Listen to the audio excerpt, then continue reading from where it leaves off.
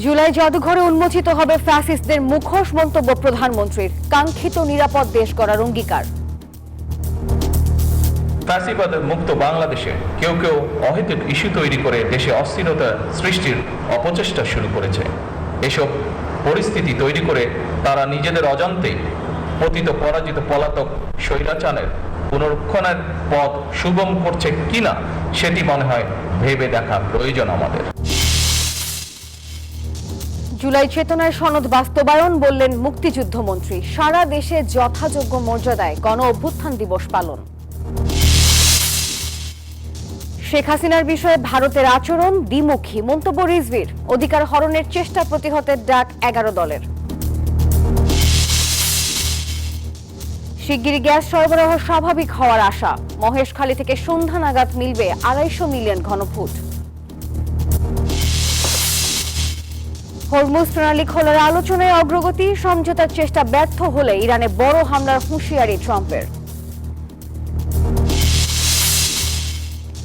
এবং সাফ চ্যাম্পিয়নশিপ ঘিরে জাতীয় স্টেডিয়ামের প্রস্তুতি নিয়ে প্রশ্ন, মাঠের বাইরে অব্যবস্থাপনার নিদারুণ চিত্র। স্বাগত নিউজ 24 সংবাদে। পুরো আয়োজনে আপনাদের সাথে আছি আমি নাফিসা হক। দেখছিলেন বিআরবি কেবলস সংবাদ শিরোনাম, এবারে বিস্তারিত। আর শুরুতেই জুলাই গণ অভ্যুত্থান দিবস উপলক্ষে আমাদের বিশেষ আয়োজন, এবং তা নিয়ে যুক্ত হবেন আমাদের সহকর্মী জান্নাতুল কলি। আমরা চলে যাচ্ছি তার কাছে। নাফিসা, ধন্যবাদ আপনাকে। জুলাই জাদুঘর কোনো দল, গোষ্ঠী বা ব্যক্তির একক রাজনৈতিক ভাষ্য প্রতিষ্ঠার স্থান হবে না। এই জাদুঘর হবে সবার, বলেছেন প্রধানমন্ত্রী তারেক রহমান। সকালে শেরেবাংলা নগরে জুলাই গণঅভ্যুত্থান স্মৃতি জাদুঘর উদ্বোধন করেন তিনি। বলেন, একটি নিরাপদ বাংলাদেশ গঠনে কাজ করছে সরকার। কেউ কেউ দেশে অস্থিরতা সৃষ্টির অপচেষ্টা করছে বলে অভিযোগ করেন সরকার প্রধান। 2024 সালের 5 আগস্ট ছাত্র জনতার গণ অভ্যুত্থানে পতন হয় শেখ হাসিনা সরকারের। ঐতিহাসিক সেই অভ্যুত্থানের 2 বছর পূর্তির দিন রাজধানীর শেরেবাংলা নগরে প্রধানমন্ত্রী তারেক রহমান জুলাই গণ অভ্যুত্থান স্মৃতি জাদুঘর উদ্বোধন করলেন। সাথে ছিলেন সাবেক অন্তর্বর্তী সরকারের প্রধান উপদেষ্টা ডক্টর মোহাম্মদ ইউনূস। জাদুঘরের বিভিন্ন গ্যালারি ঘুরে দেখেন অতিথিরা। গণ অভ্যুত্থানের স্মৃতি, শহীদদের আত্মত্যাগ, আওয়ামী লীগ সরকারের নির্মমতা ও নির্যাতনের আলোকচিত্র, ভিডিও ও নিদর্শন দেখেন তারা। পরে আলোচনা সভায় প্রধানমন্ত্রী জুলাই শহীদ ও আহতদের অবদানের কথা স্মরণ করেন। বলেন, জুলাই জাদুঘর দেশের মানুষের গণতান্ত্রিক অভিযাত্রার সঙ্গে জুলাই গণ অভ্যুত্থানের সম্পর্ক তৈরি করবে। প্রতিহিংসা নয়, যথাযথ আইনি প্রক্রিয়ায় জুলাই হত্যাকাণ্ডের বিচার হবে। আজকের ঐতিহাসিক জুলাই গণ অভ্যুত্থান স্মৃতি জাদুঘর ভবিষ্যতের প্রজন্মের সামনে তাদের পূর্বসূরীদের সাহসী ইতিহাস যেমন তুলে ধরবে, অপরদিকে তাদের সামনে উন্মোচিত হবে বিতাড়িত ফ্যাসিস্টদের মুখোশ। শুধুমাত্র জুলাই গণ অভ্যুত্থানই নয়, এখানে বাংলাদেশের প্রতি গণতান্ত্রিক আন্দোলন সংগ্রামের ইতিহাসও সংরক্ষিত থাকা জরুরি। ফ্যাসিবাদ বিরোধী আন্দোলনে যারা হতাহত হয়েছেন, পর্যায়ক্রমে আইনের যথাযথ প্রক্রিয়া অনুসরণ করে সেই বিচার হবে স্বচ্ছ, নিরপেক্ষ এবং বিশ্বাসযোগ্য। সরকার মনে করে আইনের শাসন নিশ্চিত করার জন্যই প্রতিটি অপরাধের বিচার হওয়া অত্যন্ত জরুরি। কেউ কেউ অহেতুক ইস্যু তৈরি করে দেশে অস্থিরতা সৃষ্টির অপচেষ্টা করছে বলে অভিযোগ করেন তারেক রহমান। ফ্যাসিবাদ মুক্ত বাংলাদেশে কেউ কেউ অহেতুক ইস্যু তৈরি করে দেশে অস্থিরতা সৃষ্টির অপচেষ্টা শুরু করেছে। এসব পরিস্থিতি তৈরি করে তারা নিজেদের অজান্তেই পতিত পরাজিত পলাতক স্বৈরাচারের পুনরুত্থানের পথ সুগম করছে কিনা সেটি মনে হয় ভেবে দেখা প্রয়োজন আমাদের। এই বাংলাদেশ আর কখনোই তাবেদারি রাষ্ট্রে পরিণত হবে না ইনশাআল্লাহ। দেশ পুনর্গঠনের মাধ্যমে শহীদদের কাঙ্ক্ষিত বাংলাদেশ গড়ার প্রত্যয় ব্যক্ত করেন তিনি। আর্থিক সহায়তার পাশাপাশি বর্তমান সরকার শহীদদের কাঙ্ক্ষিত বাংলাদেশ প্রতিষ্ঠার কাজও শুরু করেছে। সাইফুল ইসলাম, নিউজ 24, ঢাকা। জুলাই চেতনা ধারণ করে জুলাই সনদ বাস্তবায়ন করা হবে জানিয়েছেন মুক্তিযুদ্ধমন্ত্রী আহমদ আজম খান। সকালে রাজধানীর শাহবাগে জুলাই স্মৃতিস্তম্ভে শহীদদের প্রতি শ্রদ্ধা জানান তিনি। বলেন, বিজয়ের আগ মুহূর্ত পর্যন্ত গণহত্যা অব্যাহত ছিল। একই সাথে জানান, জুলাই আন্দোলনে 843 জনের হত্যার কথা রেকর্ড ছিল, তবে বাস্তবে আরো অনেককেই হত্যা করা হয়েছে। বাংলাদেশটাকে গণতান্ত্রিক সমৃদ্ধ বাংলাদেশ হিসেবে পুনর্নির্মাণ করব। এই জুলাই গণ অভ্যুত্থানের চেতনায় আমরা জুলাই সনদকে বাস্তবায়ন করব। আমরা ফ্যাসিবাদকে কোনোদিনও বাংলাদেশে যদি তারা ফেরত আসে তাহলে তাদের এই গণহত্যার জন্য যে তাদের ফাঁসির রায় হয়েছে সেটিকে কার্যকর করার মাধ্যমেই তাদের বাংলাদেশের রাজনীতির ইতি টানা হবে ইনশাআল্লাহ। সারা দেশে যথাযোগ্য মর্যাদায় পালিত হচ্ছে জুলাই গণ অভ্যুত্থান দিবস। আর এই উপলক্ষে সরকারি বেসরকারি অফিস, শিক্ষা প্রতিষ্ঠান এবং বিভিন্ন সংগঠনে নানা কর্মসূচির আয়োজন করেছে। আর অনুষ্ঠানে বক্তারা শহীদদের রক্তের মর্যাদা রক্ষায় জুলাই ঐক্য অটুট রাখার আহ্বান জানান। জুলাই গণ অভ্যুত্থান দিবস উপলক্ষে সকালে রাজশাহীর সিএনবি মোড়ে জুলাই স্মৃতিস্তম্ভে পুষ্পস্তবক অর্পণ করেন ভূমিমন্ত্রী মিজানুর রহমান মিনু ও রাজশাহী সিটি প্রশাসক। এ সময় মন্ত্রী বলেন, আহত জুলাই যোদ্ধাদের পাশে দাঁড়িয়ে তাদের সব ধরনের সহযোগিতা করা হবে। আহত যারা আছে তাদের সবাইকে অতি দ্রুত চিকিৎসা দেওয়া হচ্ছে, আরো সুচিকিৎসা দেওয়া হবে। পরে রাজশাহী জেলা অডিটোরিয়ামে জুলাই শহীদদের পরিবার ও জুলাই যোদ্ধাদের সংবর্ধনা প্রদান করা হয়। এদিকে সকালে বরিশালের আমতলা মোড় এলাকায় জুলাই স্মৃতিস্তম্ভে পুষ্পস্তবক অর্পণ শেষে তথ্যমন্ত্রী জহিরুদ্দিন স্বপন বলেন, শহীদদের রক্তের মর্যাদা রক্ষায় জুলাই ঐক্যকে ধরে রাখতে হবে। গোটা বাংলাদেশ দুই ভাগে বিভক্ত হয়েছে। ফ্যাসিবাদ বনাম গণতন্ত্র, পরাজিত হয়েছে ফ্যাসিবাদ, বিজয়ী হয়েছে গণতান্ত্রিক মানুষ। দিবসটি উপলক্ষে সকালে বৃষ্টি উপেক্ষা করে রংপুর জুলাই স্মৃতিস্তম্ভে ঢল নামে সর্বস্তরের মানুষের। খুলনার শিববাড়ি মোড়ে জুলাই স্মৃতিস্তম্ভে পুষ্পস্তবক অর্পণ, স্বেচ্ছায় রক্তদান কর্মসূচি, শহীদদের কবর জিয়ারতের মধ্য দিয়ে দিবসটি উদযাপন করা হয়। এছাড়াও দেশের সব জেলায় দিবসটি উপলক্ষে নানা কর্মসূচি পালিত হয়। Desk report, news 24। দর্শক, কিছুক্ষণ আগেই সহকর্মীরা দেখালেন যে আজকে ঢাকা সহ দেশের নানা জায়গায় যে আনন্দ উৎসবের আয়োজন করা হয়েছে, সেই উৎসব কিন্তু এসেছে ত্যাগের মাধ্যমে, আত্মত্যাগের মাধ্যমে, রক্তের বিনিময়। একটু ফিরে দেখতে চাই জুলাইয়ের মাসে কি হয়েছিল গত 2 বছর আগে, যে মাস বদলে দিয়েছিল বাংলাদেশের ইতিহাস। কিছু কি পয়েন্ট দিয়ে আসলে আমরা আলোচনাটা শুরু করতে চাই। আজকে আমরা দেখতে পাচ্ছি যে জুলাই আন্দোলনের যেসব আলোচিত ঘটনা, সেই আলোচিত ঘটনাগুলি একটু দর্শকদেরকে মনে করাবো। বাংলাদেশের ইতিহাসে কেউ হয়তো জানতোই না যে একটা দিন একটি জাতির জন্য সবচেয়ে আলোচিত গণ আন্দোলনে রূপ নেবে, এবং কেউ ভাবতেও পারেনি বিশ্ববিদ্যালয় ক্যাম্পাসে উচ্চারিত কয়েকটি স্লোগান অল্প কয়েক সপ্তাহের মধ্যেই ছড়িয়ে পড়বে পুরো দেশে। 2024 সালের জুলাই মাসের ঘটনা। শুরু হয় সরকারি চাকরিতে কোটা ব্যবস্থা সংস্কারের দাবিতে আন্দোলনকে কেন্দ্র করে চাওয়া। মূলত চাওয়াটা 2018 সালে শুরু হয়েছিল। তারপর বৈষম্য বিরোধী ছাত্র আন্দোলনের ব্যানারে দেশের বিভিন্ন বিশ্ববিদ্যালয়ের শিক্ষার্থীরা রাজপথে নামেন। আর তাদের দাবি ছিল যোগ্যতা এবং মেধাকে অগ্রাধিকার দিয়ে নিয়োগ ব্যবস্থা গড়ে তোলা। এরপর প্রথম কয়েকদিন সেই আন্দোলন শান্তিপূর্ণই ছিল। হাতে প্ল্যাকার্ড, মুখে স্লোগান এবং চোখে প্রত্যাশাও ছিল সাধারণ শিক্ষার্থীদের। ক্যাম্পাস জুড়ে ছিল প্রতিবাদ, কিন্তু সেই প্রতিবাদের ভাষা ছিল সংগঠিত এবং শান্ত। কিন্তু ধীরে ধীরে পরিস্থিতি বদলাতে শুরু করে।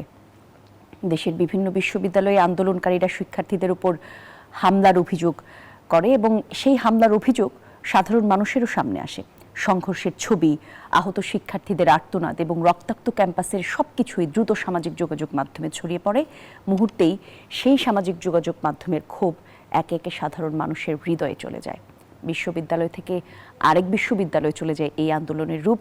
ঢাকায় আর একা সেই আন্দোলন বহাল থাকেনি, পুরো দেশে অর্থাৎ চট্টগ্রাম, রাজশাহী, খুলনা, সিলেট, বরিশাল, রংপুর একটির পর একটি শহর আন্দোলনের সঙ্গে যুক্ত হতে থাকে। রাজপথে নেমে আসেন হাজারো শিক্ষার্থীরা। আর সেই আন্দোলন শুধু বিশ্ববিদ্যালয়ের আন্দোলনে সীমাবদ্ধ থাকেনি। একটা সময় পুরো দেশের যত তরুণ শিক্ষার্থী আছে অথবা তরুণরা আছে তাদের সকলের কণ্ঠস্বর একত্রিত হয়। আর এই তখনই রাজনৈতিক যে বিতর্ক, সেই বিতর্ক নতুন মাত্রা পায়। একটু সরকারের শীর্ষ পর্যায়ের বক্তব্যের থেকে একটি বক্তব্য আসে একটা সময়, যে রাজাকার একটি শব্দ তুলে আনেন তৎকালীন সরকার প্রধান, এবং তার পরপরই এই মন্তব্যকে ঘুরে পুরো দেশ জুড়ে একটা তীব্র প্রতিক্রিয়া সৃষ্টি হয়। যেই আন্দোলনে শিক্ষার্থীরা নেমেছিলেন, তারা ভেবেছিলেন আন্দোলনটা তাদের নিজের জন্য, পুরো দেশের জন্য, এবং সেই আন্দোলনকে যখনই খাটো করে দেখা হয়, উত্তেজনা স্বাভাবিকভাবেই আরও বাড়তে থাকে। দিন যত গড়ায় রাজপথে ততই বাড়তে থাকে সংঘর্ষ, এবং একের পর এক সেই সংঘর্ষ আসলে রূপ নয় রক্তক্ষয়ী একটা আন্দোলনে। আর তার পরপরই আমরা যদি দেখি যে সরকারের যে অবস্থা,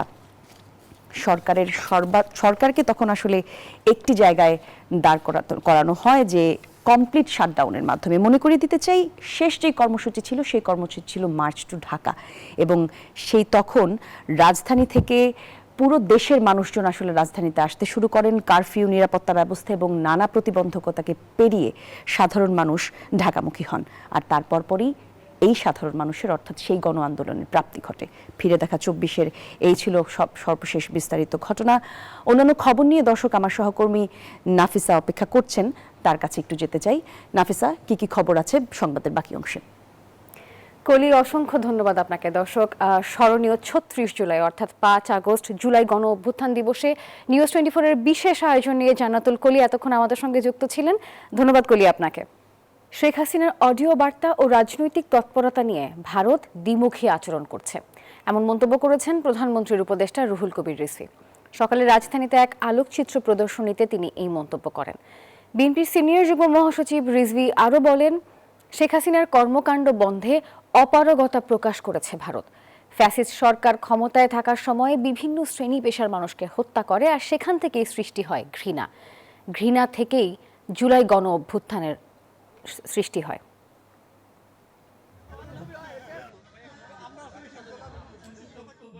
ভারত হচ্ছে এমন আচরণ করেন যে অন্য দেশের পলাতক আসামি, দাগী আসামি, তিনি যদি ভারত প্রেমিক হন তার 7 খুন মাপ। শেখ হাসিনা বলেছিলেন, আমি এমন কিছু দিয়েছি ভারতকে, ভারত চিরদিন মনে রাখবে। সেই চিরদিন ভারত মনে রাখছে, এবং রাখছে বলেই একজন ভয়ঙ্কর জল্লাদকে সেইখানে কথা বলার সুযোগ দিচ্ছে।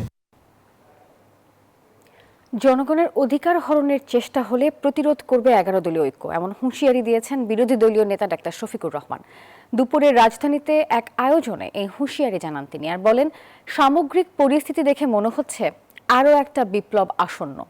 দলীয়করণ, চাঁদাবাজি, সন্ত্রাস বন্ধ না করলে বর্তমান সরকার টিকতে পারবে না বলেও জোটের নেতারা মন্তব্য করেছেন। জুলাই গণ অভ্যুত্থানের দ্বিতীয় বার্ষিকী উপলক্ষে গণভোটের গণরায় বাস্তবায়নের দাবি ও জুলাই গণহত্যায় জড়িতদের বিচারের দাবিতে বায়তুল মোকাররমের দক্ষিণ গেটে এই গণসমাবেশ করে 11 দলীয় ঐক্য। গণসমাবেশ শুরু হওয়ার পর বৃষ্টি শুরু হলেও তা উপেক্ষা করে বক্তব্য রাখেন 11 দলীয় শীর্ষ নেতারা। তারা বলেন, বিশ্ববিদ্যালয় ক্যাম্পাস দখল, দলীয়করণ, চাঁদাবাজি, সন্ত্রাস বন্ধ না করলে সরকারে টিকতে পারবে না বিএনপি। আমাদেরকে এমন জায়গায় ধাক্কাইয়া নিয়ে যাবেন না যেখান থেকে আপনাদের পতন শুরু হবে। গতকালের 3টা জায়গায় যে হামলা হয়েছে, এটাই প্রমাণ করে আপনার দলের লোকেরা আপনাকে প্রধানমন্ত্রী হিসেবে চায় না। দলীয়করণ, চাঁদাবাজি, সন্ত্রাস হাসিনা এবং তার বাহিনী করেছিল, টিকতে পারে নাই, আপনিও পারবেন না। প্রধান অতিথির বক্তব্যে বিরোধী দলীয় নেতা বিএনপিকে হুঁশিয়ারি দিয়ে বলেন, যেখানেই জনগণের অধিকার হরণ করা হবে সেখানেই প্রতিরোধ গড়ে তোলা হবে। বলেন, বাংলার জমিনে আর কোনো ফ্যাসিবাদ মেনে নেওয়া হবে না। বাংলার জমিনে কোনো ফ্যাসিবাদকে আমরা সহ্য করব না। আমাদের গণভোটের গণরায় মেনে নেন। 70% মানুষের রায়কে অপমান করবেন না, অপমান করে বাঁচার পথ খুঁজে পাবেন না। সভাপতির বক্তব্যে বাংলাদেশ খেলাফত মজলিসের আমির মাওলানা মামুনুল হক বলেন, ফ্যাসিবাদকে আবারও প্রতিরোধ করতে হবে। 24-এর বিপ্লব পরবর্তী নতুন বাংলাদেশে ছাত্র দলের সন্ত্রাস নির্ভর রাজনীতি বাংলাদেশের শিক্ষাঙ্গনগুলিতে চলতে পারে না। বলেন, গণভোটের রায় জীবনের বিনিময় হলেও বাস্তবায়ন করা হবে। রক্তের বিনিময়ে। তাওহিদুল ইসলাম, নিউজ 24, ঢাকা। হরমুজ প্রণালী আবারও খুলে দিতে ওমানের সাথে ইরানের আলোচনা ইতিবাচকভাবে এগোচ্ছে, আর এই উদ্যোগ ব্যর্থ হলে তেহরানের ওপর বড় ধরনের সামরিক হামলার হুঁশিয়ারি দিয়েছেন মার্কিন প্রেসিডেন্ট ডোনাল্ড ট্রাম্প। এদিকে টানা সংঘাতে যুক্তরাষ্ট্রের অত্যাধুনিক নির্ভুল ক্ষেপণাস্ত্রের মজুদ প্রায় ফুরিয়ে এসেছে, এমনটাই তথ্য দিয়েছে রয়টার্স। বিশ্ব বাণিজ্যের অন্যতম প্রধান পথ হরমুজ প্রণালীতে পুনরায় নিরাপদ সমুদ্র পথ তৈরি করতে কূটনৈতিক তৎপরতা বাড়িয়েছে ইরান। ওমানের মধ্যস্থতায় চলমান এই আলোচনা অত্যন্ত ফলপ্রসূ এবং ইতিবাচক বলে জানিয়েছে তেহরান। তবে এই আলোচনা ফলপ্রসূ না হলে এই প্রণালীটি বন্ধ থাকলে ইরানকে চরম পরিণতি ভোগ করতে হবে বলে সতর্ক করেছেন মার্কিন প্রেসিডেন্ট ডোনাল্ড ট্রাম্প। খুব দ্রুত এই প্রণালীটি খুলে দেওয়া হবে। তারা যদি কথা দিয়ে আবারও পিছিয়ে যায় তবে তাদের উপর এমন কঠোর আঘাত আসবে যা তারা চিন্তাও করতে পারবে না। এদিকে প্রণালীটি দিয়ে অবাধ জাহাজ চলাচলের আলোচনায় বেশ অগ্রগতির কথা জানিয়েছেন মার্কিন পররাষ্ট্রমন্ত্রী মার্কো রুবিও। মার্কিন অর্থমন্ত্রী স্কট বেসেন্টও শিগগিরই একটি চূড়ান্ত চুক্তির জোরালো আশা প্রকাশ করেছেন। অন্যদিকে ইরানের সাথে চলমান 5 মাসের দীর্ঘ লড়াইয়ে যুক্তরাষ্ট্র তাদের অত্যাধুনিক ও নিখুঁত লক্ষ্যভেদী ক্ষেপণাস্ত্রের মজুদ প্রায় শেষ করে এনেছে। অভ্যন্তরীণ সূত্রের এমন তথ্যে যে কোনো ভবিষ্যৎ সংঘাত মোকাবেলায় মার্কিন বাহিনীর প্রস্তুতি ও সক্ষমতা নিয়ে তৈরি হয়েছে বড় ধরনের শঙ্কা। Desk report, news 24। সংবাদের এখনকার আয়োজন এই পর্যন্তই। ধন্যবাদ।